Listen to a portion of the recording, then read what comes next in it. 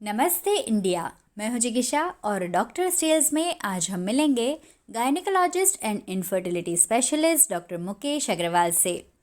मुंबई के suburb areas में test tube baby के पायनियर माने जाने वाले डॉक्टर अग्रवाल का अपना Aarush IVF and endoscopy centre Malad में कार्यरत है। 1998 में उन्होंने अपना पहला आईवीएफ क्लिनिक ओपन किया जिसका नाम था न्यू होप। आज गली गली में आईवीएफ सेंटर्स खुल चुके हैं, लेकिन उस समय test tube baby and IVF एकदम नए कॉन्सेप्ट थे। लोग उसके बारे में जानते नहीं थे और उसको ट्राई करने में भी डरते थे, इसीलिए शुरुआत कठिन थी।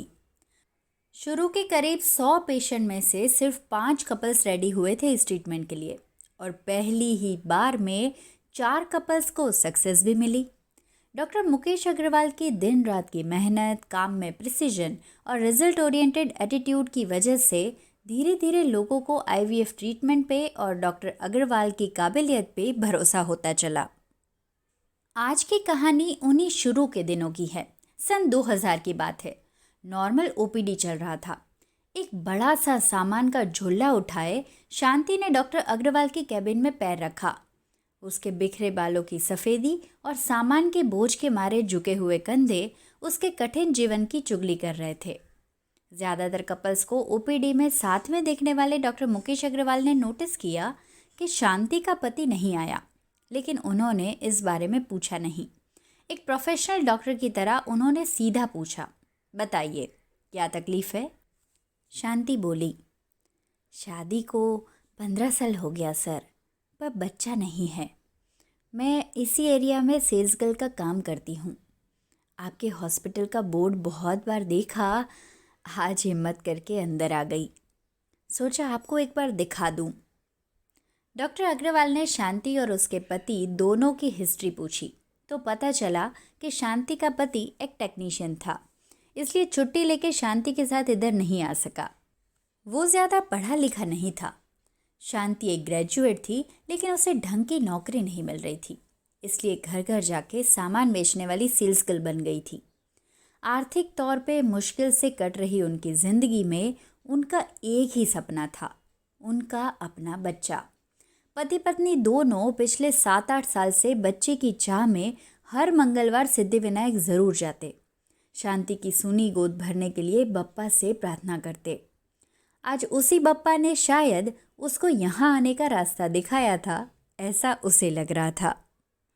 डॉक्टर मुकेश अग्रवाल ने शांति को बताया कि कुछ टेस्ट करवाने होंगे। तभी शांति बोली, टेस्ट तो करवा लेंगे सर, पर मुझे आईवीएफ के बारे में जानना है।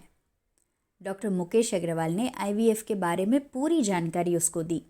उसने वो अच्छे से समझी और फिर पूछा, सर अगर आईवीएफ करवाना पड़ा तो उसमें खर्चा कितना होगा? उस समय आईवीएफ ट्रीटमेंट का खर्चा 80,000 तक जाता था। डॉक्टर अग्रवाल ने काफ़ी अमीर लोगों को भी ट्रीटमेंट के खर्च के लिए हिचकिचाते हुए देखा था।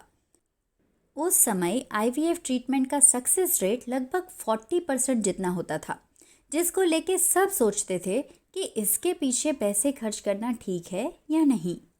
डॉक्टर अग्रवाल को तब तक समझ में आ गया था कि उतना खर्चा शांति अफोर्ड नहीं कर सकती।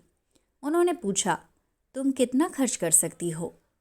उसने कहा, अभी तो 20,000 है, लेकिन मैं कोशिश करती हूँ पैसे जमा करने की। शांति के पास पैसे ना होते हुए भी बच्चे की चाह में वो ट्रीटमेंट के लिए हिचकिचाई नहीं। उसी पल डॉक्टर अग्रवाल ने अपनी ड्रॉर खोली, उसमें से 20,000 रुपये निकाले और शांति को देते हुए बोला, इतने टेस्ट में लग जाएंगे, तुम्हारे पैसे तुम अपने पास रखो और तुम बस इलाज पे ध्यान दो। इतना सुनते से ही शांति की आंखों में रुका हुआ पानी बहने लगा। उसने उसी भाव से डॉक्टर अग्रवाल के सामने हाथ जोड़े जैसे वो हर बार बप्पा के आगे जोड़ती थी। शांति की मदद करने के लिए डॉक्टर मुकेश अग्रवाल की पूरी टीम जुट गई। कुछ महीनों की कोशिश ने रंग लाया और पहले ही अटेम्प्ट में शांति प्रेग्नेंट हो गई।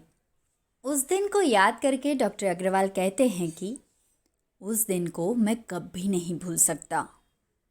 शांति का टेस्ट पॉजिटिव आने पे पूरा हॉस्पिटल स्टाफ बहुत खुश हुआ था।